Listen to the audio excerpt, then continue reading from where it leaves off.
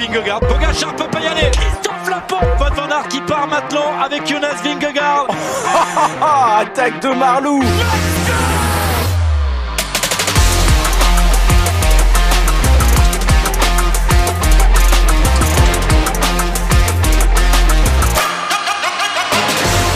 Bonjour à toutes et à tous, c'est parti pour le débrief de Liège-Bastogne-Liège et des Ardennaises après quelques jours de repos, après les Flandriennes. Vélo podcast de retour avec mon acolyte de toujours, François-Pierre Noël. Salut FP. Salut Guillaume, salut à toutes et à tous. Bon, qu'est-ce que t'en as pensé de ces Ardennaises, de cette doyenne des classiques de Liège-Bastogne-Liège avec la victoire de Tadej Pogačar en solitaire?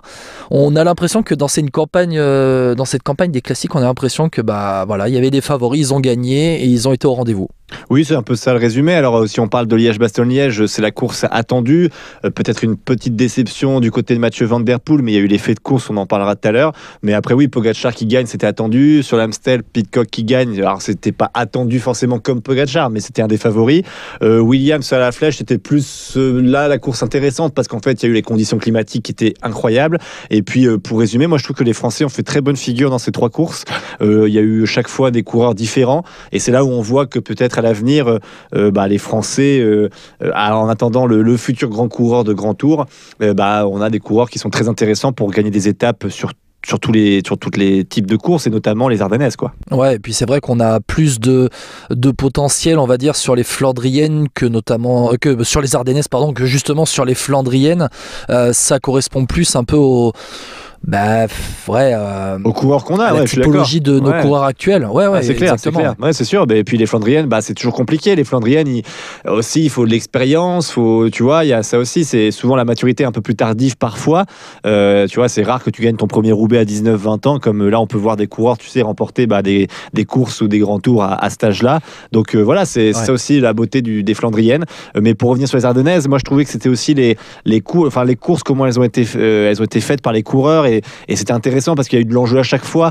Peut-être pas Liège, parce que Liège, en soi, Pogačar a jamais été en danger. Donc, en fait, vu que c'était l'ultra favori et qu'il n'y avait pas les concurrents à son niveau du style Evenepoel, peut-être Liège, c'était moins... C'est pas dire moins intéressant, mais t'étais moins embêté par rapport à la première place. Tu savais que c'était lui qui avait gagné, mais c'était beaucoup plus intéressant derrière, quoi. Ouais. On va en parler parce qu'il y a quand même pas mal à dire sur ce Liège-Bastogne-Liège, malgré l'écart entre Pogačar et le reste de la concurrence.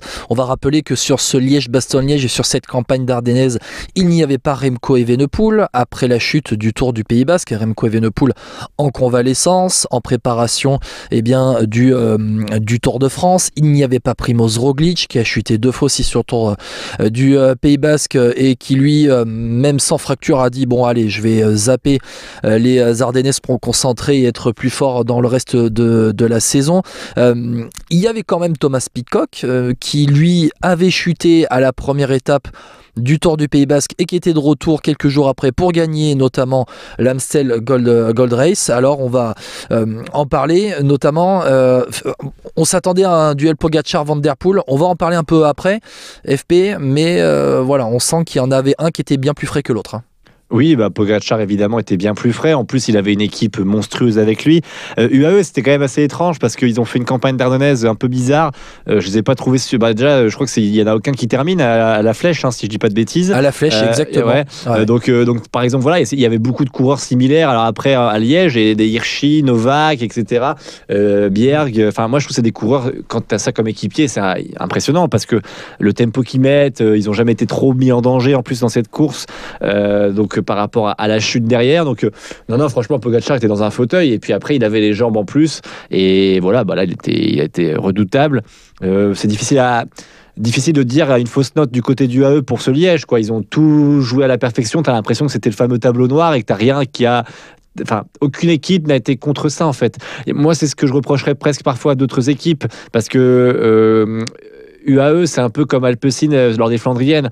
Quand t'es Lidl Trek pour les Flandriennes, ou par exemple, je sais pas, après, là, c'était sur Liège qui a roulé avec eux. Bon, ils étaient un peu tout seuls, mais dans ce cas-là, moi, je trouve que les autres équipes devraient s'allier contre elles. Il y avait Bahreïn, pas FDJ qui était un peu derrière. Mais tu vois, c'est des équipes, je pense, tu vois, dans ce cas-là, quand t'as une équipe qui domine autant, essaie de contrecarrer ses plans au lieu de rouler avec elle et espérer que ton leader soit plus fort que Pogačar ou qu'un des monstres. Enfin, tu vois, je trouve jamais trop compris ça. Ouais. Voilà. Mais après, c'est mon avis. Après, aujourd'hui, on est quand même dans un cyclisme où il y a des hyper favoris, où les autres disent t'es favori, t'assumes la course. T'en as parlé de la chute FP, cette chute qui est intervenue à un peu plus de 90 km de l'arrivée, sur un rétrécissement où il y avait une moto qui était garée un peu au bord de la route, rétrécissement. Bon, c'est pas la moto, c'est pas la moto qui fait chuter. Je crois que c'est pas un ralentisseur. Oui. Alors c'est un coureur qui met sa roue dans un bas-côté, dans une rigole, je crois, au bord de la route. Voilà. Mais bon, en tout cas, il y a eu un rétrécissement. Et on a eu le peloton coupé en deux. Mathieu Van Der Poel qui était à l'arrière, mal placé à 90 km de l'arrivée, et qui derrière a chassé pour rentrer. Il a mis une bonne quarantaine de kilomètres pour rentrer sur le groupe Tadej Pogačar. Il a compté jusqu'à une 30 de retard. On a vu après cette chute notamment les UAE mettre en route. Est-ce que pour toi c'est correct de rouler après un fait de course comme celui-là? Moi je te dirais oui à ce moment-là, parce qu'en fait c'est pas, comment dire, moi je trouve que c'est la course. Alors, à ce moment-là en plus c'est pas comme si ils avaient pas démarré, parce que c'est vraiment un moment tendu, je crois. C'est avant quelle côte, j'ai plus le nom de la côte, mais non, mais en tout cas c'est le début des choses sérieuses. Retour vers Liège. Voilà, c'est le début des choses sérieuses, ça commence à accélérer, la course est lancée, et malheureusement les chutes font partie du cyclisme, donc t'as pas à faire à ralentir à ce moment-là. Après si tu le fais c'est très classe, si tu le fais pas, moi je trouve que c'est logique dans ce sens où la course demandait ça. Si ça arrive à 130 km de l'arrivée et que tu vois il y a une échappée à 3 minutes et que tu sais rouler tranquille, oui, attends, je veux dire, rien ne te dit de pas attendre. Là, il restait 90 km, la course était vraiment lancée, c'était pas comme s'ils étaient tranquilles à ce moment-là. Ça me paraît logique qu'ils aient continué. J'en tiens pas rigueur à UAE de dire je roule, parce qu'en plus c'est un leader un concurrent féroce à Pogačar qui est tombé. Qui est tombé, en tout cas qui est ralenti plutôt. En l'occurrence retardé par Van Der Poel. Donc voilà quoi, moi ça me choque pas. Je sais pas si ça te choque toi, moi je suis vraiment pas choqué par ça. Alors, le nom de la côte, c'était avant la côte de Mont-le-Soie. Il y avait un enchaînement avec la côte de Mont-le-Soie, la côte de Vannes et la côte de Stoke. C'est pas que ça me choque. En fait, je sais pas. Je suis un peu nuancé par rapport à ça. Parce que Mathieu Van Der Poel n'a pas... Voilà. C'est ça en fait. Mathieu Van Der Poel n'a pas à être placé comme ça. 90 bornes de l'arrivée, à l'approche de la côte de Mont-le-Soie, cet premier gros enchaînement de ce Liège-Bastogne-Liège. Mais en même temps, les UAE, en plus, Mathieu Van Der Poel n'est pas le seul, parce que c'est vrai que derrière, il y a quand même de la concurrence qui est distancée. Je crois qu'il y a David Gaudu est à l'arrière, ou c'est Romain Grégoire? Non, c'est Romain Grégoire et Madouas, c'est David Gaudu est devant avec Clément. Voilà, exactement. Voilà, tu me rafraîchis la mémoire, merci. Et en fait, si tu veux, je sais pas, je trouve que de la part des UAE, il y a dans le contexte des chutes en ce moment, en plus, je trouve que ça manque un peu de classe d'avoir embrayé à ce moment-là. Alors les UE n'ont pas été les seuls à embrayer, je crois que les IF ont pris le relais aussi, mais ça manquait un peu de classe. Derrière ils mettent 40 bornes et c'est vrai qu'on arrivait dans un enchaînement avec Mont-le-Soie, Vannes et Stoke, et le plan des UAE était peut-être de fatiguer à partir de ce moment-là aussi.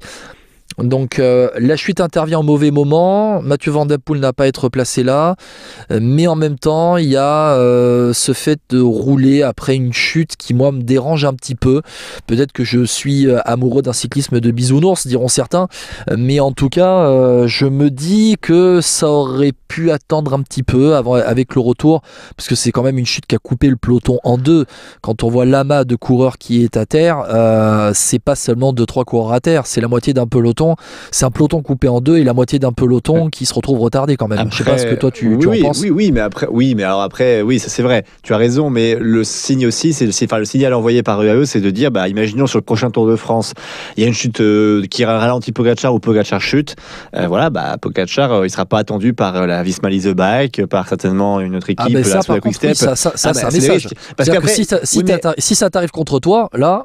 Rappelle-toi aussi, si je me trompe pas, je sais plus c'est quel Tour de France où Pogačar, c'est Vingegaard qui tombe qui tombe. Non, c'est Pogačar. Ah non, c'est Pogačar qui tombe et Vingegaard l'attend. Je sais plus. Tu sais, il y avait une histoire comme ça à un moment donné sur une descente. Est-ce que c'est l'année où Pogačar perd? C'est Vingegaard qui l'attend, hein, ou c'est l'inverse? Oui, exactement. Ouais, c'est la première victoire de Vingegaard. C'était ça, voilà. donc il y a 2 ans. Donc ça, tu vois, ça dépend aussi de quel champion tu es, entre guillemets, ou en tout cas quel coureur tu es. En l'occurrence, là, cette époque-là, c'était Vingegaard qui avait attendu Pogačar, qui avait chuté sur une descente. Donc voilà, après... Encore une fois, c'est la course.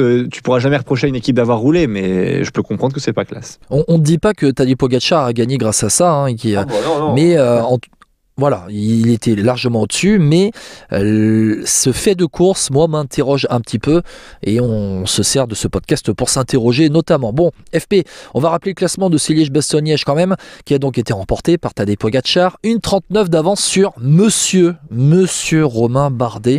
On va en parler. Le podium est complété par Mathieu Van Der Poel. La photo Romain Bardet à côté de Pogačar et de Van Der Poel, celle-là, je pense qu'il va l'accrocher dans son salon pour son gamin.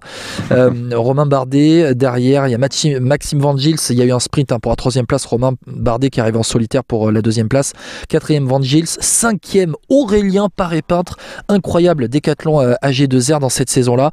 6e, Maori Van Sevenant qui sauve un petit peu les apparences pour la Soudal Quick-Step. 7e, Valentin Madouas, toujours aussi régulier sur les classiques. 8e, Alexei Lutsenko, l'inusable. 9e, Pello Bilbao. 10e, le vainqueur de l'Amstel Gold Race. Tom Peacock, quand même, souligné la 11e place de Paul Lapera. 2 décathlons AG2R dans le top 11. Fameux top 11, tant aimé par Thibaut Pinot. Mais Paul Lapera, c'est un petit gamin qu'on va suivre quand même dans les prochaines années. Un autre décathlon AG2R, 16e, Benoît Cosnefroy. Guillaume Martin, 18e. Et voilà pour les Français, Romain Grégoire, 24e. Ils étaient présents donc dans le groupe pour la 3e place qui a été entre donc la 3e et la 27e place de Ben Illy, avec Richard Carapace juste devant lui. FP, bon voilà, on en a parlé un peu en introduction, mais Pogačar largement au-dessus de la concurrence. Je vais rappeler quand même les chiffres un petit peu de Tadej Pogačar parce que ça va donner un peu de matière à notre débat.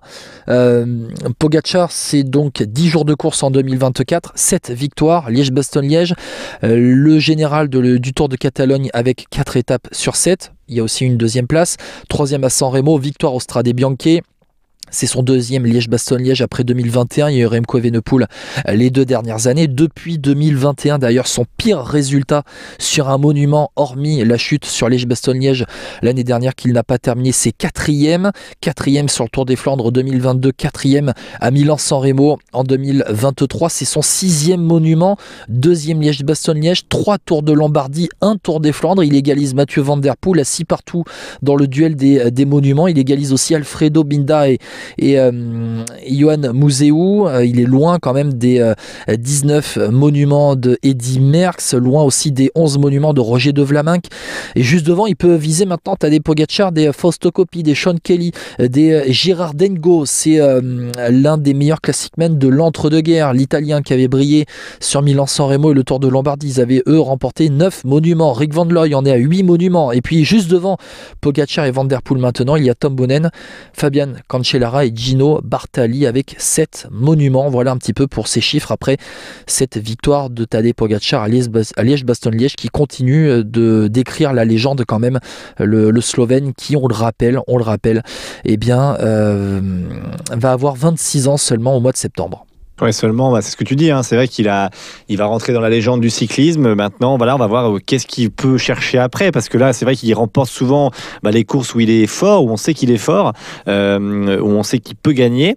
On se rappelle, l'an passé, Liège en priorité. Ouais, c'est ça, Liège l'an passé, voilà, il chute malheureusement. Je crois que c'est dès le début de course, quasiment, où il tombe et voilà, malheureusement, il peut pas participer à cette course et contester Remco Evenepoel. Avant même la diffusion télé, ouais. Exactement. Donc voilà, à voir maintenant pour les autres monuments. Est-ce que ce serait un objectif pour lui, comme pour Van Der Poel, de remporter les 5 monuments?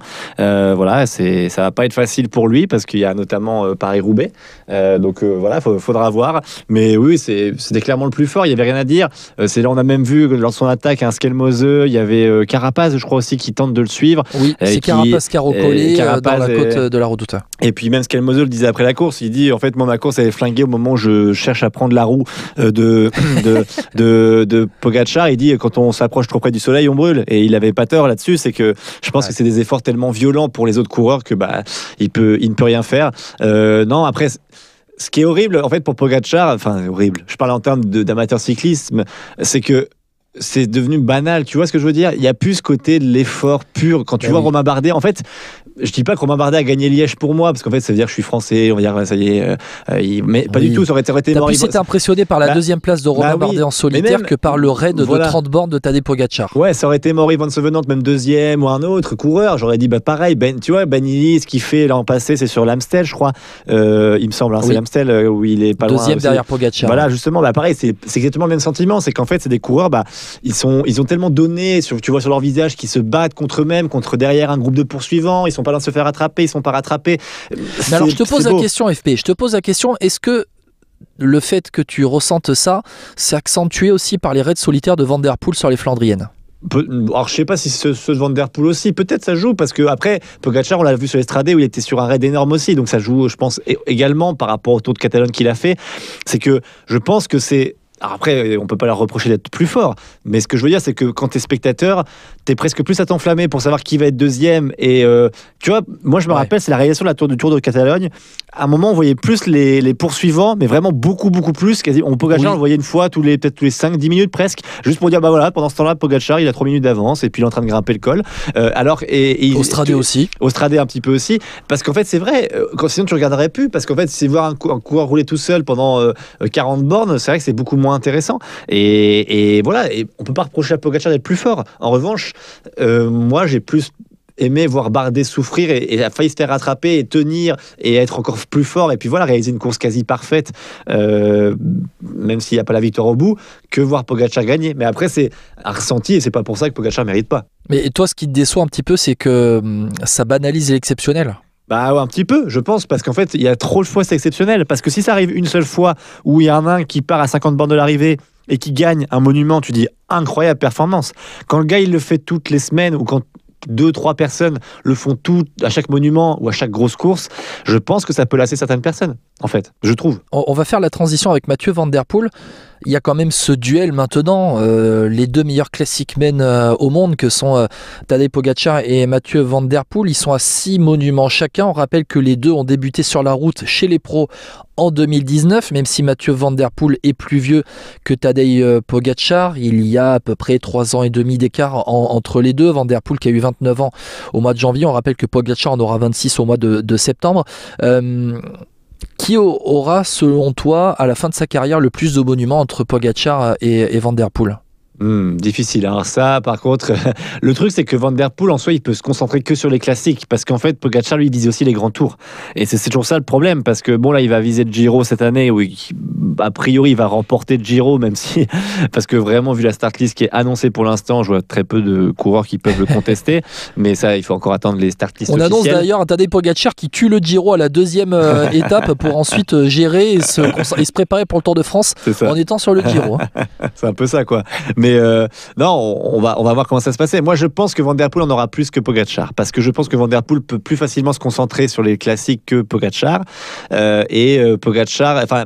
Ouais, Van Der Poel n'a pas cette obligation de résultat sur les grands tours. Il sera sur des grands tours parce qu'il faut y aller, je pense, et mais il a, en soi, si demain on lui dit tu fais plus les grands tours, tu fais que les classiques, il dirait ok. Et je pense qu'un Van Der Poel pourrait plus se motiver à dire ok, je vais tenter une année de remporter le Lombardie en faisant plus de stages en altitude, en se mettant cet objectif-là dans la tête, plus qu'un Pogačar qui aura toujours cette contrainte de devoir remporter le Tour de France.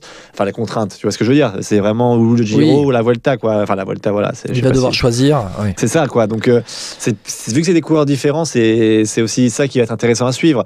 Parce que pour Pogačar, il manque quoi en monument? Il manque Milan-San Remo, Roubaix et c'est tout. Alors, il manque donc Milan-San Remo et Paris-Roubaix pour Pogačar. Il manque Liège-Bastogne-Liège et le Tour de Lombardie pour Mathieu Van Der Poel. Toi, qui peut remporter les 5 monuments? Qui a le plus de capacité pour remporter les 5 monuments pour toi? Dans ce cas, les capacités, je dirais peut-être plus Pogačar, parce que je pense que Lombardie est trop dur pour Van Der Poel quand je vois le coureur aujourd'hui.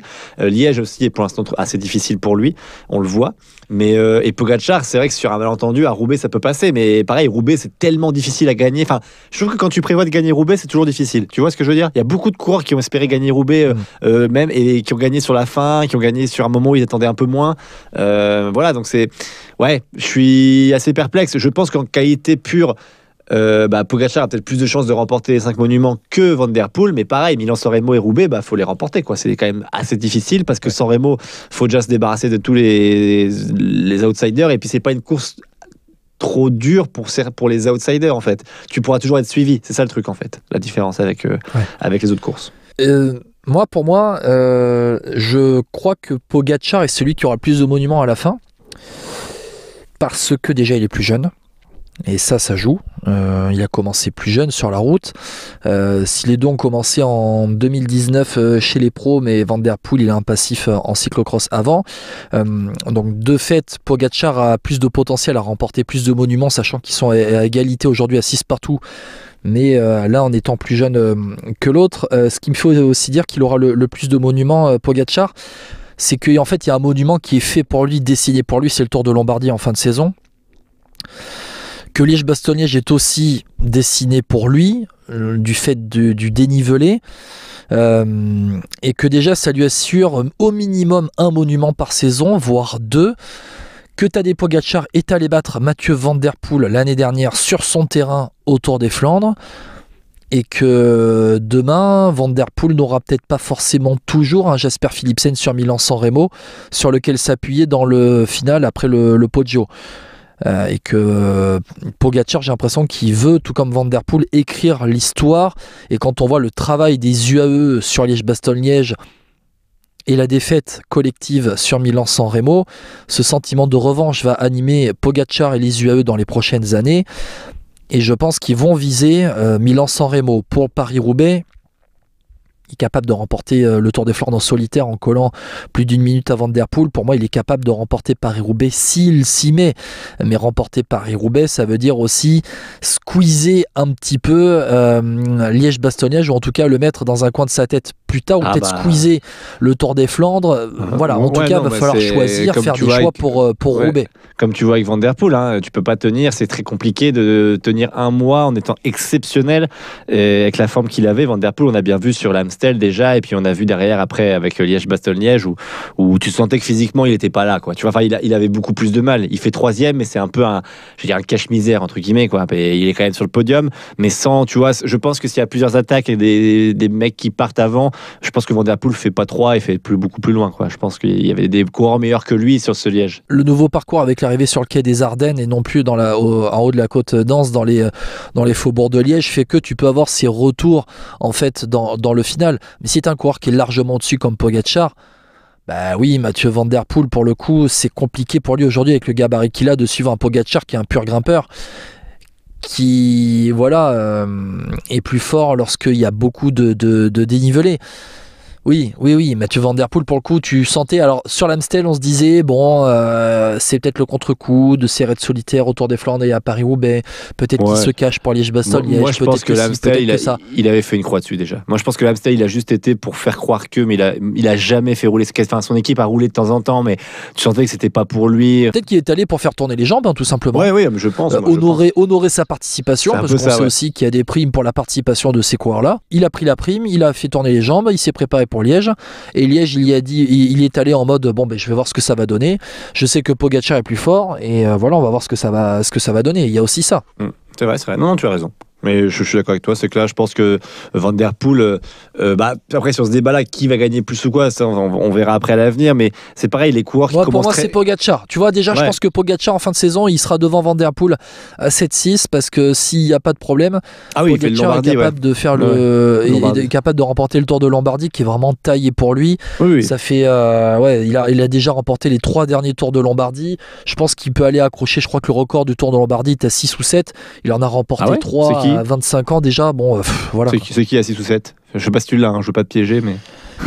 Je saurais te dire, il faudrait que je retrouve dans les archives, mais je crois que c'est des Italiens, c'est les Italiens qui ont dominé le Tour de Lombardie dans l'histoire. Je vais te retrouver ça, mais en tout cas, je pense qu'il est capable d'aller battre le record sur le Il Lombardia. Il est vraiment capable, je pense. Tu vois, je suis en train de regarder pour tout te dire. Bon, après, on peut passer si tu veux au français en attendant. C'est Fausto Coppi avec 5 victoires, Alfredo Mida avec 4 victoires, et derrière, tu as déjà Pogačar, Cunego, Sean Kelly, Gino Bartali, Lombardie avec donc 3 victoires dans l'histoire de ce Tour de Lombardie. Et tu vois, Pogacar, cette saison, il peut déjà en emporter un 4e et égaliser Binda et déjà coller au basque de Fausto Coppi avec 5 victoires. Bon voilà, on clôt la parenthèse donc avec ce Tour de Lombardie. On a parlé de Mathieu Van Der Poel, bon voilà, qui était en bout de course. Maintenant, Mathieu Van Der Poel, on se pose et on va aller préparer le reste de la saison avec les Jeux Olympiques et le Tour de France. Ouais, c'est exactement ça. Ouais, je pense que là, il a le droit au repos, qu'il a vu les courses qu'il a faites en avril. Franchement, on peut lui dire, voilà, c'est bon, là, le mois de mai, c'est pour récupérer. Le roi du printemps, donc Mathieu Van Der Poel, qui va viser notamment les Jeux Olympiques à Paris, la course homme, et puis est-ce qu'il sera sur le Tour de France? Ça, c'est pas sûr du tout. En tout cas, ça, c'est pas sûr. Ouais. Et voilà pour donc Mathieu Van Der Poel. Les Français, quand même, Romain Bardet. 2e de ce Liège-Bastogne-Liège, 50e deuxième place en carrière. Mais quand même, sans doute l'une des plus belles 2e places de sa carrière. On rappelle que Romain Bardet, dans sa carrière, il fait 2e du Tour de France, il fait 2e là de Liège-Bastogne-Liège. C'est quand même incroyable ce qu'il a fait dans sa carrière quand même. 2e du championnat du monde, on le rappelle, en 2018, derrière Alejandro Valverde. Ouais, c'est magnifique. Franchement, Romain Bardet, l'émotion qu'il a eue à la fin, je pense qu'on l'a tous eu. Oui, puis après, c'est le symbole de régularité, quoi, parce que c'est vrai que Romain Bardet, il a eu peu de saisons ratées, malgré tout, même s'il y a des saisons moins bien sur le Tour de France, il a toujours fait des résultats dans l'année en cours. Donc c'est aussi ça, c'est la prime à la régularité. Le seul regret, c'est qu'il mériterait, je pense, d'en remporter une très très belle. Après, voilà, tant qu'il y a ces fantastiques-là, hormis fait de course, je pense que ça va être compliqué pour lui. Mais ouais, voilà, Romain Bardet, c'est un exemple et vraiment, c'est un. Je sais pas si ça va être sa dernière année, mais si c'est le cas, en tout cas, on voit qu'il partira avec les honneurs comme Thibaut Pinot, quoi, parce que c'était 2 champions et qui ont montré la voie et qui nous ont peut-être ouvert les portes à un meilleur cyclisme français, parce qu'on a connu les années un peu de merde, si on peut dire quand même, ouais. Faut avouer, parce qu'on a eu des années. C'est eux qui ont ouvert la porte, hein, vraiment. Ah oui, clairement, parce qu'après, avant ça, je dis pas que les coureurs français étaient vraiment mauvais, mais c'était des coureurs différents. On n'avait pas un cyclisme ambitieux comme il l'était. Attaquant. Mais on était très contents de voir des Moncoutier dans un top 10. Voilà, c'est ça. Ouais. C'était cette époque-là. Hein. Exactement, et là on voit que voilà, c'est des coureurs qui vont partir maintenant, mais qui auront laissé derrière eux une image et qui auront peut-être ouvert la voie à tous les jeunes qu'on a aujourd'hui. Quand on voit, moi je vais comparer, là on voit un Kevin Vauquelin 2e, tu vois, sur la flèche, un Cosnefroy qu'on voit depuis des années aussi. On peut parler d'un Paul Lapéra qui était attendu, qui a eu du mal à se mettre en route, mais qui au final, on voit que voilà, il a eu une évolution tardive, il y a une maturité tardive sur le très haut niveau, et on voit que cette année il fait une campagne ardennaise exceptionnelle, même une année exceptionnelle. Donc voilà, Romain Bardet, c'est tout ça à la fois, je trouve. Et puis, ouais, c'est mérité, vraiment. Et Romain Bardet, qu'on devrait voir sur le Tour d'Italie et le Tour de France. Normalement, Romain Bardet, meilleur grimpeur du Tour de France en 2019 aussi.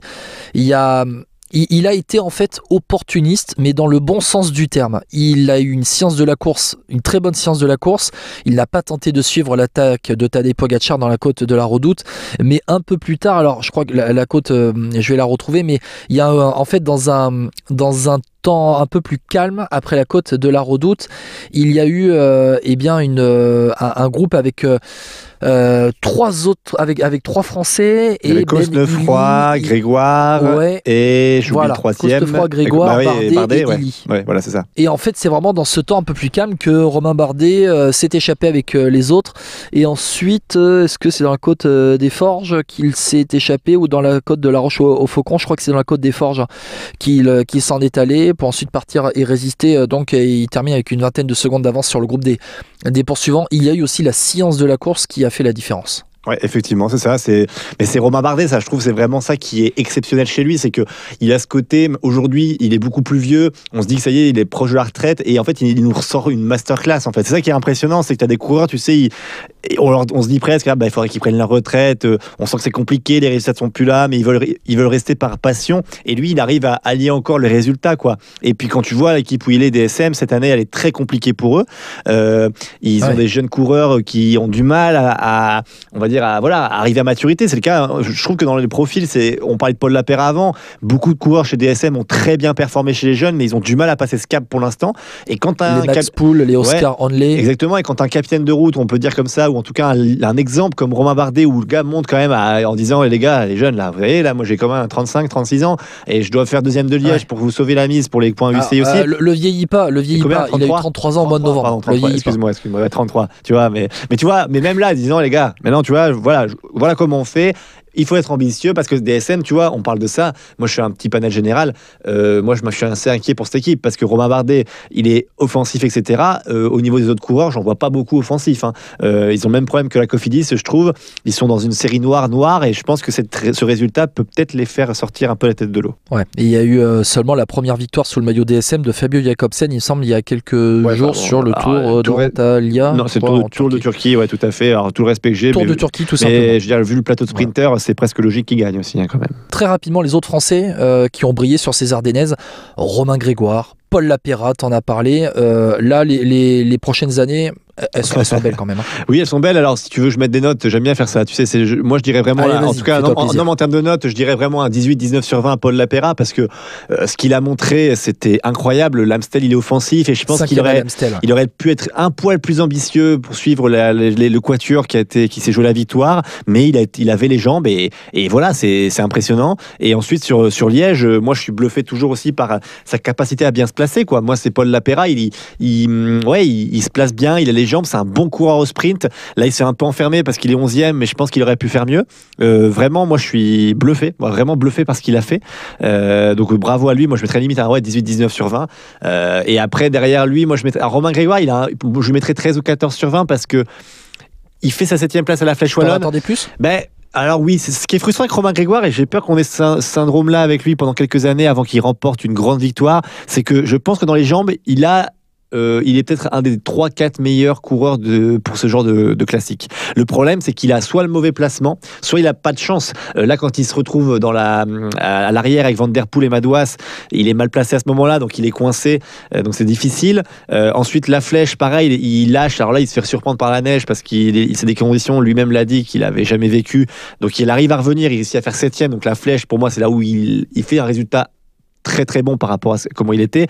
Et l'Amstel, il reste au chaud parce qu'il veut pas embêter Madouas, mais moi je trouve qu'il est pas assez ambitieux sur l'Amstel. Donc voilà, moi je mets 14 sur 20, 13 sur 20 en disant voilà, on attend de voir, mais parce que certes c'est la première fois qu'il faisait ces classiques là parce que l'an passé il était blessé, mais une carrière ça va vite, donc il faut performer dès qu'on peut. On n'a pas dit aussi Kevin Vauquelin qui a... on va en parler, Kevin Vauquelin. Qu'on a suivi, nous, sur Vélo Podcast à l'époque où il était à Rouen aussi. Mais bien sûr.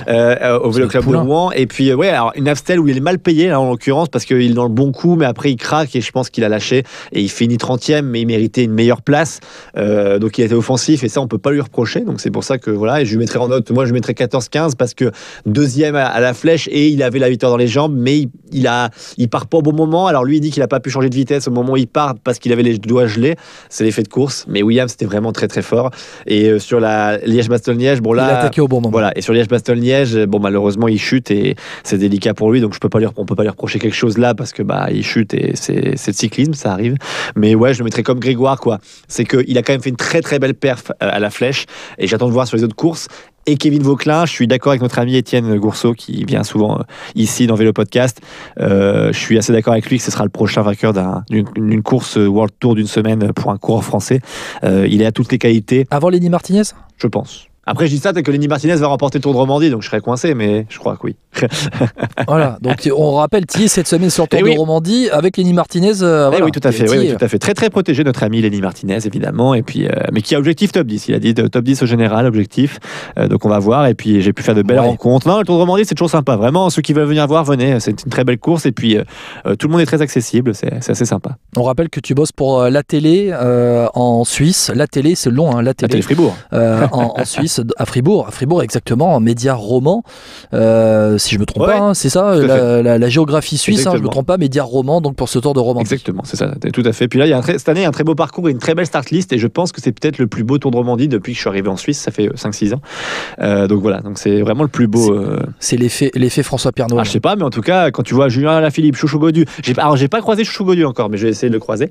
Mais je l'ai pas encore croisé, c'est difficile, ouais, c'est pas facile de croiser. David Godu était dans le bus quand je suis arrivé, donc malheureusement.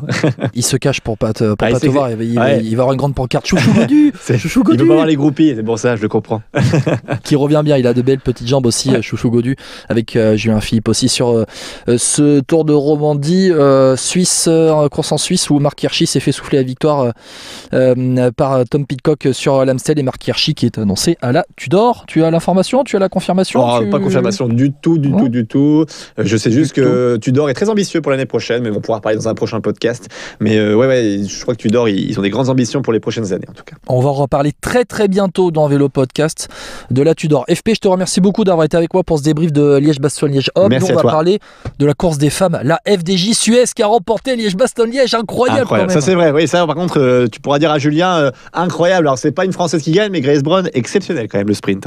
Exceptionnel ce sprint, et on salue Stéphane Delcourt qu'on a vu dans Vélo Podcast aussi, qui va revenir. Là on va devoir la réinviter, c'est obligé. Surtout avec le futur transfert qui se prépare, là on parle de Demi Vollering quand même à la FDJ Suez, on est obligé d'en parler. Si ça arrive, incroyable. Bon allez, on va parler de la course femme avec Julien Després d'Actu Cyclisme Féminin. FP, on se retrouve dans quelques jours pour parler déjà du Tour d'Italie, ça va arriver. À plus FP, allez, ciao, à bientôt. Salut, ciao.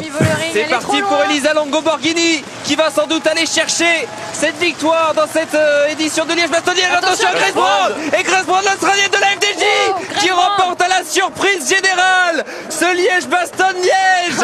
Exceptionnel numéro de l'Australienne de l'équipe française FDJ Suez que personne n'attendait. Il y avait toutes les favorites, il y avait Vollering, il y avait Longo Borghini, il y avait Niema Doma, et il y a finalement Grace Brown. La suite de ce podcast débrief de Liège-Bastogne-Liège avec Julien Després d'Actu Cyclisme Féminin. Salut Julien. Salut Guillaume, bonjour à tous. Bon, on parle de cette édition femme qui a vu la magnifique victoire, on vient d'en parler avec FP, la magnifique victoire de la FDJ Suez. Elle remporte ce Liège-Bastogne-Liège avec Grace Brown, l'Australienne qui écrit l'histoire de l'équipe française de référence depuis de très très nombreuses années. En France, donc, chez les femmes. La FDJ Suez qui est enfin récompensée sur un monument. En début de saison, Stéphane Delcourt avait annoncé que dans les 3 prochaines années, il voulait que l'équipe ait gagné les 3 grands tours et les 3 monuments entre autres.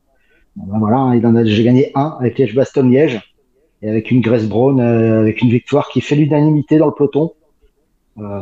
C'est une coureur, quand elle gagne, le peloton est généralement très content pour elle. Grace Brown qui est c'est top 20 mondial depuis maintenant 2020. Cette saison, elle a remporté le chrono des championnats d'Australie et fait 4e de la course en ligne. C'était en janvier. Elle fait notamment top 5 d'une classique de la Deakin University Elite Women's Road Race. Voilà, merci Pro Cycling Stats. Sur une classique australienne du début de saison qui était une classique World Tour exactement, et puis derrière après elle a fait des petites placettes quand même. Elle était présente sur le triptyque ardennais où donc elle a fait 27 de l'Amstel, 33 de la Flèche et puis vainqueur de Liège-Bastogne-Liège. Julien, tu étais sur place déjà, raconte-nous un petit peu toi à Liège comment tu as vécu cette course, comment tu as vécu les conditions météo qui à mon avis ont été assez compliquées à vivre, j'imagine bien déjà pour toi au bord de la route, mais alors pour les filles sur le vélo, c'était des conditions assez épiques, je dirais, des jours avant. C'est vrai que le matin de la course, au départ de Bastogne, il y a eu quelques flocons de neige. Après, elles ont eu de la chance, elles ont dû prendre 1 ou 2 averses, pas plus.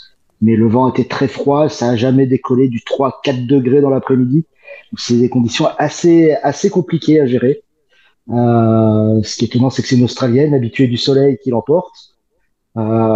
Sinon, c'était une très belle course qui a démarré assez vite avec l'attaque de Sarah Gigante dès la première ascension répertoriée, la côte de Sarroch, là aux Falises, l'Australienne qui a fait plus de 60 km toute seule devant Et c'est vraiment à partir de Stoke que la course a vraiment déclenché. Avec d'abord un groupe de 6 qui comprenait déjà Grace Brown, Elise Chabet qui était aussi dans le final, Kim Katzo, la révélation néo-zélandaise, je dirais, des Ardennaises, qui a fait vraiment une très bonne course. Et, Elise Chabet, Grace Brown et Kim Katzo sortent de la redoute. Elles se font reprendre un peu avant la Roche au Faucon. Et derrière, ça arrive à 6 pour la victoire. Après une sortie de route de Grace Brown, ce ralenti que tout le monde a pu voir, où elle se fait un petit peu peur. Un petit peu. Et Kasia Niewiadoma, qui avait super bien marché mercredi, qui tente le kilomètre. Elle était déjà un peu cuite, je pense. Avec un surnombre des Canyon SRAM. Et oui, Canyon SRAM était devant, oui, avec Elise Chabet et Kasia Niewiadoma. Dans le groupe derrière, il y avait Ricarda Bauernfeind, il y avait Nive Bradbury. Nive Bradbury, ouais, tout à fait. Ouais. Et c'était, non, elles étaient en surnombre et elles ont réussi à faire ce qui avait été un peu le cas sur la Flèche Wallonne, qu'on avait aussi un peu pu voir sur le Tour des Flandres, sur Paris-Roubaix. Ils ont réussi à isoler une ESD Works qui n'a pas pu bénéficier de sa force de frappe collective qui fait son succès depuis 2 ou 3 saisons. En fait, c'est sur un mouvement de course assez lointain que Grace Brown s'est isolée à l'avant. C'était vu d'avance, en tout cas, c'était une bonne tactique pour toi. Forcément, c'est la tactique de la vainqueur, donc c'est une bonne tactique, mais c'est vrai qu'il y avait 2 grandissimes favorites avec Demi Vollering et avec Elisa Longo Borghini, la vainqueur du Tour des Flandres il y a 3 semaines. Il fallait absolument tenter un coup prématuré pour surprendre les favorites et s'isoler pour ensuite les jouer dans le final. C'était la stratégie à adopter, isoler les favorites, compter sur le coup de main d'un surnombre, avec les deux Canyon SRAM. C'était le coup parfait à jouer. Grace Brown sort d'ailleurs avec Elise Chabet dans la côte de Stoke, donc c'est ce qu'il fallait faire. Après, Demi Vollering était peut-être un petit peu esselé, une Lotto Kopecky un peu émoussée, je trouve. Mais bon, on va pas lui en vouloir parce qu'elle fait aussi une super classique, une super saison des classiques. Après, Demi Vollering regrette un peu sa stratégie de pas tenter d'être sorti dans la Roche au Faucon. Est-ce que c'est ça qui la perd? On sait pas. Après, elle est bouche grande ouverte, il me semble, dans le final.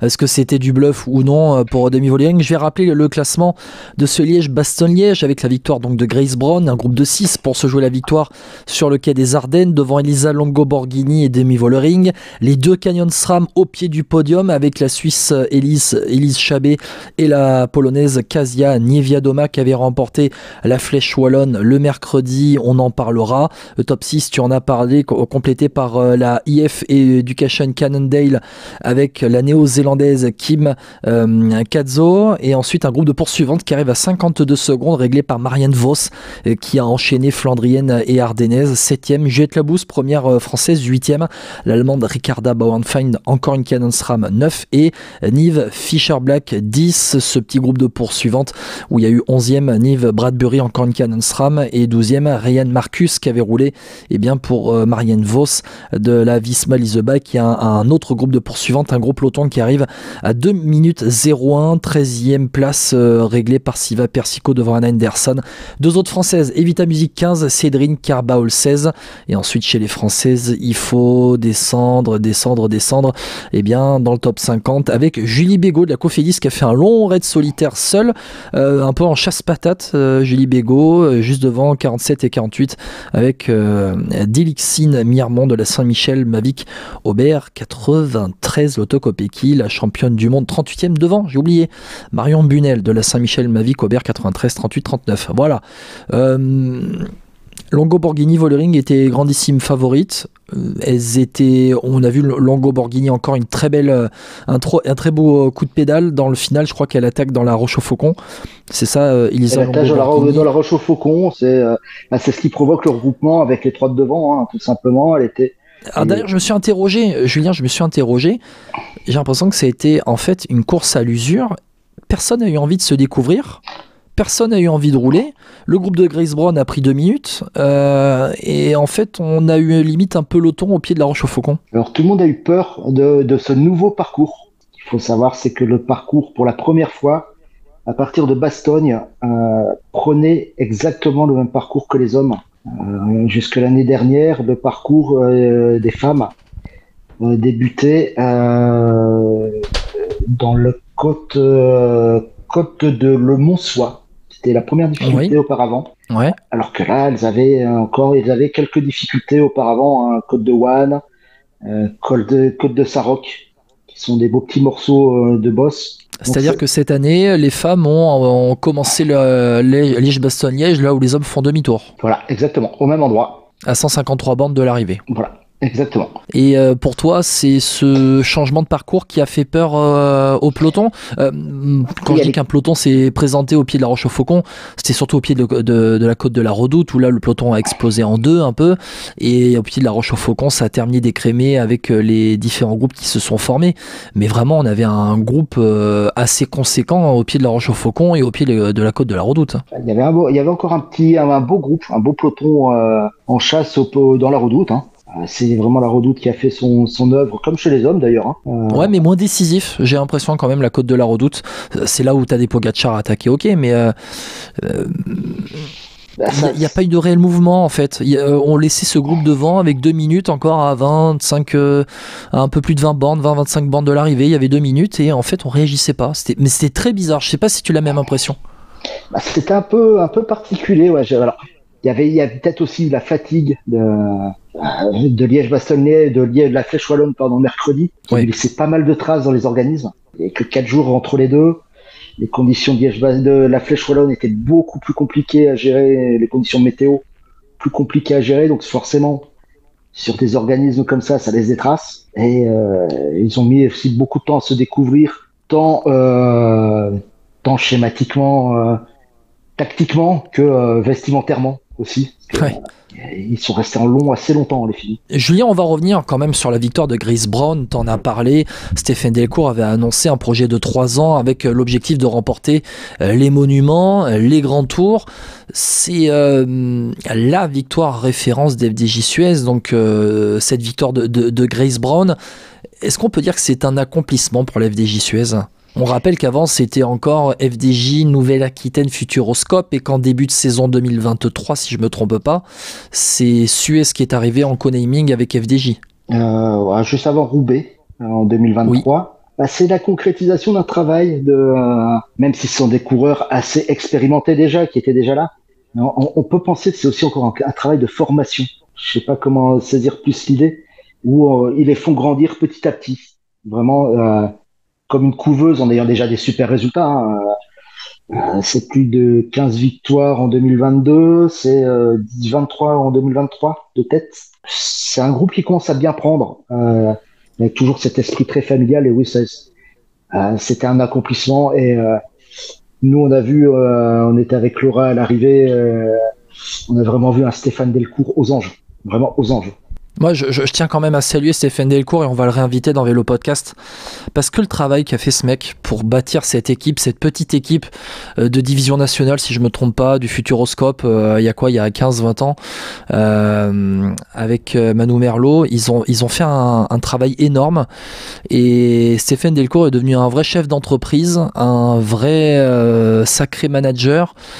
Et cette équipe FDJ Suez, c'est un modèle de développement. Moi, sincèrement, je tire mon chapeau à cette équipe FDJ Suez qui s'est bâtie au fil des années pour devenir maintenant l'une des meilleures équipes au monde, capable de peser sur des monuments. Et vraiment, tu parles d'un travail de formation. Pour reprendre un terme du foot, je parlerai de travail de post-formation. Parce que le travail de formation, c'est les clubs qui les font. Mais le travail de post-formation, c'est quand tu arrives chez les professionnels et qu'en fait, ce club, cette équipe, donc FDJ Suez, t'amène chez les professionnels. On rappelle quand même qu'il y avait eu déjà de Vielle, championne de France, tu me rappelles, à 19 ans, je crois. À 19 ans, en 2019. 19 ans. Evita Music qui a eu des résultats aussi très tôt, championne de France elle en 2021 et on est en 2024, elle n'a que 24 ans, elle va avoir 25 ans le mois prochain. Ce sont des paris, les meilleurs jeunes vont chez l'FDJ Suez parce qu'elles savent maintenant, en tout cas en France pour sûr, elles savent qu'elles vont aller disputer les meilleures courses au monde. Et ces paris maintenant sont faits aussi avec les étrangères. On a une Grace Brown qui remporte ce Liège-Bastogne-Liège. Grace Brown, elle est un peu plus vieille, hein. Elle va avoir 32 ans cet été. Elle est arrivée en 2022 à la FDJ Nouvelle-Aquitaine Futuroscope à l'époque. C'était une des très bonnes coureuses, mais il y avait cette envie en recrutant Grace Brown aussi de passer un cap et de peser sur les grandes courses. Et là en plus, tu sais quoi, qui t'a parlé de la FDJ Suez, on va en parler maintenant. Il y a une rumeur avec Demi Vollering qui arriverait chez FDJ Suez. Si sincèrement, après avoir gagné Liège-Bastogne-Liège, et ça peut peut-être aider dans les décisions, en tout cas dans les négociations avec Demi Vollering, s'ils arrivent à recruter Demi Vollering, à l'officialiser, elle la vainqueur du Tour de France, et si on a la FDJ Suez qui arrive à remporter le Tour de France dans les prochaines années, franchement c'est incroyable, vraiment. Julien, j'ai fait un petit monologue sur la FDJ Suez, mais c'est parce que ça me fait très plaisir, ça me fait tellement plaisir. Alors moi en plus je suis originaire du Poitou-Charentes, je suis né en Angoulême, donc voilà, c'est pas du chauvinisme, mais voilà, ça me fait vraiment plaisir, et c'est un modèle de développement de passer d'une petite équipe de division nationale à maintenant le top niveau World Tour. Le top niveau World Tour, là on a Grace Brown donc qui gagne Liège-Bastogne. Faut pas oublier une Evita Music qui fait 5 à la flèche, une Amber Crack 4 à la flèche, une Amber Crack qui fait 5 à Roubaix, une Léa Curigné qui était plus en équipière chez DSM l'année dernière. DSM avec Juliette Labou, qui fait 11 ou 12 l'Amstel. Faut pas oublier aussi le deuxième top 10 de Paris-Roubaix avec Marie Lenette qui fait 9e. Il y a du boulot de fait sur ces jeunes-là, et ces moins jeunes-là, de la part de la FDJ Suez. L'accompagnement aussi pour les pistardes, hein. On pense à Marie Lenette, on pense à Clara Copponi. Clara Copponi était bien encadrée. Bon, après, elle est partie aux États-Unis chez la Lidl Trek, mais c'était aussi... Stéphane Delcourt permet beaucoup de choses à ses coureurs. Avec donc la piste, faut pas oublier le recrutement de Lorraine Mollengraff aussi, qui elle est sur un triple projet VTT avec le team Lapierre, qui reste chez Tormans pour le cyclocross et sur la FDJ sur route. Donc c'est aussi, on en avait parlé avec Stéphane Delcourt, rappelle-toi, la dernière fois où on l'a eu. Oui. Il disait qu'il ne s'interdisait en rien de prendre des coureurs dans d'autres disciplines. Et on va pas oublier quand même la pétillante Cécilie Trupp-Ludwig qui n'a plus roulé depuis le Het Nieuwsblad. Alors Cécilie Trupp-Ludwig qui a chuté sur le Het Nieuwsblad. Qui a chuté sur le Het Nieuwsblad, qui s'est fracturé le sacrum. Voilà. Et qui était... Tu te rends compte, en Grace Brown qui remporte Liège-Bastogne-Liège, on peut très logiquement se dire que Cécilie Trupp-Ludwig aurait donc pu jouer la victoire sur ce Liège-Bastogne-Liège, sur ces Ardennaises. Elle est l'une des 5 à 10 meilleures, en tout cas dans le top 10 des meilleures coureuses au monde depuis 2020, depuis son arrivée à la FDJ Nouvelle-Aquitaine Futuroscope, aujourd'hui FDJ Suez. Encore une fois, on a là vraiment l'accomplissement en fait, qui n'est pas le sommet de la montagne, j'ai quand même l'impression pour cette équipe. Elle a encore envie de se développer, cette équipe. C'est tout ce qu'on lui souhaite, qu'elle se développe encore. Avec l'arrivée d'une tête d'affiche, pourquoi pas une Demi Vollering. T'y crois, toi ? J'y crois. Et après, il n'y a pas que la rumeur Vollering chez FDJ Suez. Il y a une autre rumeur qui circule au cas où ils n'arriveraient pas à faire signer Vollering, qui serait la rumeur Juliette Labou, qui est en fin de contrat chez DSM Firmenich. Et donc, qui serait finalement une Française, la meilleure Française en course par étape dans la meilleure équipe française. Voilà, ce serait avec toujours cette possibilité du trident offensif, avec Evita Music qui a signé un contrat pluriannuel. Ça l'aide aussi à progresser, Evita, je pense, d'être mis entre guillemets en concurrence avec des pointures telles que Marta Cavalli ou des Cécilie Trupp-Ludwig, des Grace Brown. Ça l'aide aussi à grandir. Avec donc Juliette Labou qui termine 8e de ce Liège-Bastogne-Liège. On va en parler des Françaises après avoir parlé de la FDJ Suez et de cette magnifique victoire de Grace Brown. Juliette Labou 8e, Evita Music, Cédric Kerbaul 15-16. Qu'est-ce qu'il a manqué ? Qu'est-ce qu'il a manqué réellement ? On peut se dire que finalement elles n'ont pas senti ce coup partir avec Grace Brown, notamment c'est quoi, 80 bornes de l'arrivée, Julien, c'est ça, tu me rafraîchis la mémoire ? Ouais, Ouais. 79-80. Elles n'ont pas senti ce coup partir, et puis après derrière, les meilleurs, ça s'est joué à la pédale tout simplement dans le final. Alors pour Inevita Music, la raison est évidente. Avec forcément Grace Brown qui était part à l'avant. Elle était tranquille dans les roues au cas où ça revenait et qu'elle puisse contrer. Juliette Labou lui manquait peut-être un petit peu de fraîcheur après la Flèche Wallonne, hein, où elle fait 8 aussi d'ailleurs. Il manquait peut-être un petit peu de fraîcheur et elle a peut-être mal senti le coup aussi parce il n'y avait aucun DSM devant ou dans l'échappée. Et alors Cédrine Kerbaol, c'est un peu plus délicat, elle revient d'un virus.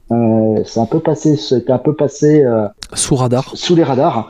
Et elle a eu un gros virus intestinal qui l'a complètement vidé d'énergie et elle revenait sur ce genre de course, donc c'est pas non plus forcément le C'est pas type de l'idéal. course idéal pour reprendre, on va dire. Ouais, c'est vrai que Céline Kerbaol, elle est restée sur une cinquième place au Grand Prix de Chambéry une semaine plus tôt, qui était une course continentale. Elle avait pu rouler depuis le Tour des Flandres.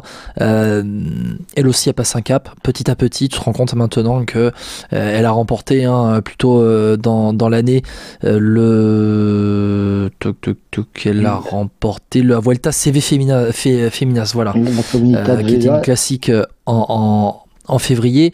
Elle passe petit à petit, mais bon, c'est vrai que pour la FDJ Suez, il y avait cette course d'équipe avec Grace Brown à l'avant, il fallait pas bouger, mais derrière c'était à la pédale Juliette Labou qui, au final, elle prend une très très très honorable 8e place, quand on voit qu'à l'avant, finalement, mis à part les filles avec Cazzo, Chabet et Brown, qui ont été dans un coup d'anticipation. On a Longo Borghini, Vollering et Nieviadoma qui, elles, sont sorties à la pédale dans le final, qui étaient les 3 meilleures des favorites. Et que derrière, Juliette Labou, elle est juste derrière, en fait. Elle n'est pas dans le top 5 au classement, elle est 7ème, mais elle est 8ème, mais elle est dans le top 5 un peu des favorites. Elle est dans le top 5 des favorites, et puis elle aussi, elle est bloquée dans ce groupe-là de 5-6 coureurs où t'as une Fischer Black qui va pas rouler vu qu'elle a des volumes devant. Ouais. Bloqué aussi par une Bradbury, une Bauerfeind, parce qu'il y a Chabet et il y a Nieviadoma devant. Donc, elle n'a pas été aidée par son collectif. Sur un groupe de 6-7, t'en as 3 qui roulent pas, déjà ça aide pas, quoi. C'est vrai. Avec donc cette 8e place de Juliette Labou. Non, vraiment, pour les Françaises, en tout cas, voilà, il y a la FDJ Suez qui a remporté, donc ça éclipse un peu tout cela, mais c'est vrai que ça a été intéressant à suivre. Julien, après avoir parlé quand même de ce Liège-Bastogne-Liège, de manière générale, on va aussi parler des Ardennaises. Il y a une image qui revient en tête forcément, c'est l'Amstel Gold Race avec la victoire au sprint de Marianne Vos. Ce sprint vent de face.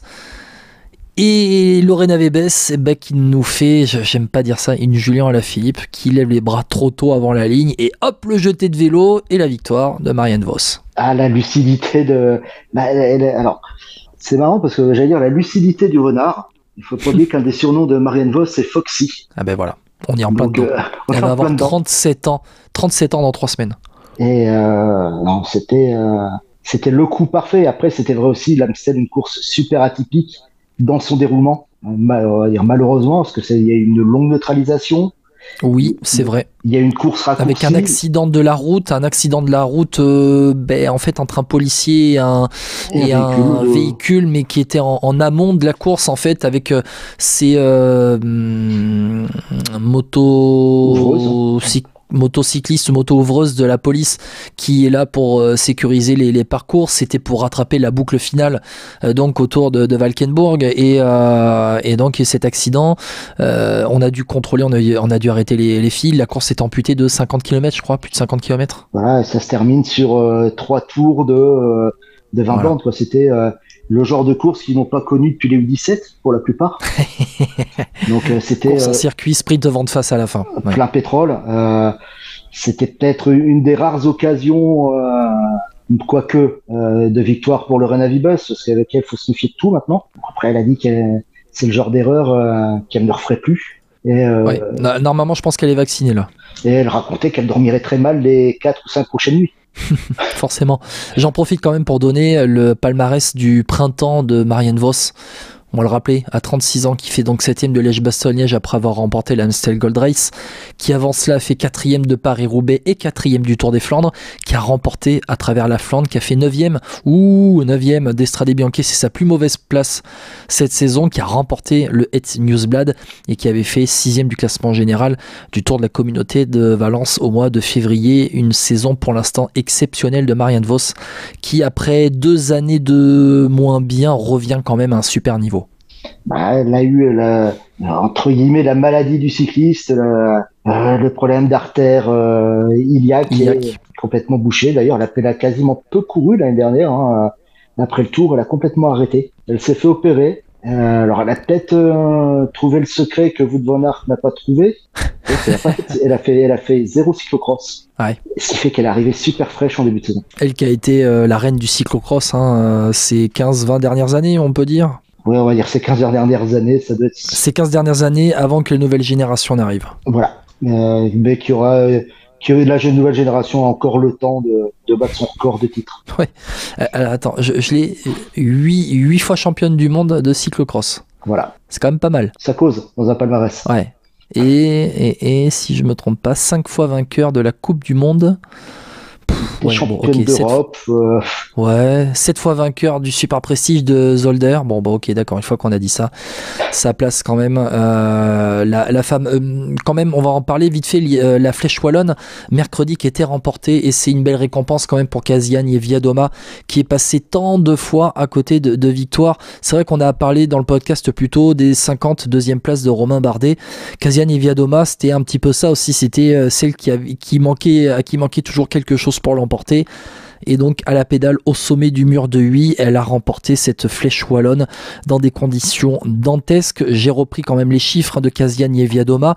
Première victoire individuelle sur route depuis le 13 juin 2019. C'était sur le Women's Tour. Elle avait quand même remporté quelques jours après donc le contre-la-montre par équipe du Tour d'Italie en 2019, mais c'était un contre-la-montre par équipe, et elle avait quand même remporté en fin de saison dernière les championnats du monde de gravel en 2023, mais c'est bel et bien cette Flèche Wallonne mercredi, la première victoire depuis maintenant pratiquement 5 ans sur route en individuel depuis le Women's Tour 2019 de Kasian Niewiadoma.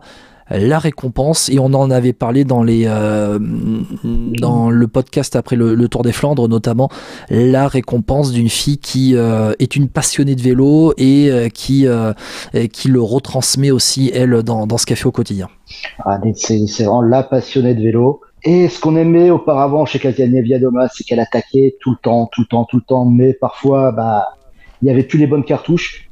Elle l'a dit elle-même en conférence de presse après la Flèche. Elle a mûri. Et maintenant, plutôt que de mettre 5 cartouches qui marchent pas, elle va en mettre une bonne. Et celle-là, elle a été au bout. Avec donc cette victoire en même temps sur le mur de Huy, s'il y a bien une course où il faut attendre le final, c'est quand même bien la flèche wallonne. Julien, il nous reste, je fais le point, il nous reste, on va dire 3 minutes avant la fin de ce podcast. Julien, tu voulais en parler très vite fait, on en parlera un peu plus tard aussi.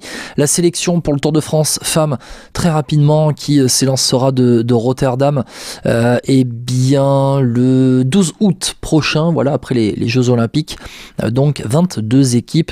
On a les 15 équipes World Tour. Je donne les équipes très rapidement, avec AG Insurance, Canyon SRAM, Ceratizit, FDJ Suez, Phoenix de Koenig, Human Power Health, Lidl Trek, Liv Alula, Jayco, Movistar, la Roland, l'équipe suisse, la DSM, la SD Works, Visma, UAE, UNOX. Les 2 équipes qui ont été les 2 premières du classement continental UCI Femmes la saison dernière avec la Cofidis, et l'équipe ouzbek de la Tashkent City Women Professional Cycling Team, et puis les équipes invitées continentales Arkea, BNB Hotel, IF Education, les Basques de la Euskadi, l'Auto Destiny et les Saint-Michel Mavic Aubert 93. Un commentaire sur cette sélection, Julien? Une sélection qui est qui a l'image de ce début de saison. Là, aujourd'hui, tu regardes le classement UCI continental, c'est IF Education et Cofidis qui sont en tête. Donc c'est mérité pour ces 2 équipes. La Lotto qui mérite aussi avec leur super campagne de classique avec Talita de Jong. Et après les 2 équipes françaises, qui marchent le mieux actuellement. Peut-être un petit regret pour Komuji qui méritait. On peut faire comme en Italie, ils auraient peut-être pu faire comme en Italie, mettre l'équipe française qui gagne la Coupe de France. Ça aurait été sympa, mais bon, Aubert et Arkea, hein, deux équipes historiques françaises. Ouais. Et puis quand même, EF Education, Cannondale et Lotto Destiny qui ont des équipes professionnelles hommes aussi. C'est l'occasion de vendre des marques aussi pour le Tour de France avec des grosses marques hommes. Quand tu regardes, de toute façon, les équipes invitées, elles seront à Parouche-Caddy et Aubert seront également dans le peloton masculin des hommes. Donc, Euskadi, ça va être la fête basque. Hein. On n'a pas encore Euskadi chez les hommes, alors chez les femmes, ça peut arriver la folie basque. Hein. Il aurait fallu un départ à Bilbao avec ça et c'était parfait. Ouais. Bon, c'est pas comme si on avait fait un départ du Tour de Pays Basque chez les hommes il y a pas longtemps aussi. Bon, on aura cette équipe Tashkent. Je pense que si elle n'avait pas été dans les 2 premières du classement continental l'année dernière, on l'aurait pas vu sur le Tour. On va être honnête. On va être honnête, on l'aurait pas vu sur le Tour, on l'aurait pas vu sur certaines classiques, sur certaines épreuves World Tour. Elles étaient au Down Under, elles étaient à l'UAE. Elles font quoi cette saison? Elles sont au dernier classement, elles doivent être 43e sur 60 classées. Bon, voilà, très bien. Mais elles seront sur le prochain Tour de France. En tout cas, merci d'avoir participé pour la Tashkent au prochain Tour de France. Bon, Julien, on aura le temps d'en reparler. Je te remercie beaucoup d'avoir été avec moi pour ce débrief de Liège-Bastogne-Liège femmes. On le rappelle, remporté par la FDJ Suez et par Grace Brown. Merci Julien. Mais de rien Guillaume, et merci à tous de nous écouter. Merci à toutes et à tous. En effet, on rappelle, Vélo Podcast sur toutes les bonnes plateformes d'écoute, Deezer, Spotify, Apple Podcast. Mettez 5 étoiles pour aider au référencement. La chaîne YouTube, abonnez-vous aussi. Et on va se retrouver pour parler du cyclisme chez les femmes dans quelques jours, puisque il y aura le Tour d'Italie chez les hommes qui va arriver, mais le Tour d'Espagne aussi chez les femmes. Premier grand tour de la saison. Julien, on va se retrouver dans quelques jours. Ciao, ciao. Ciao, ciao. À bientôt dans Vélo Podcast.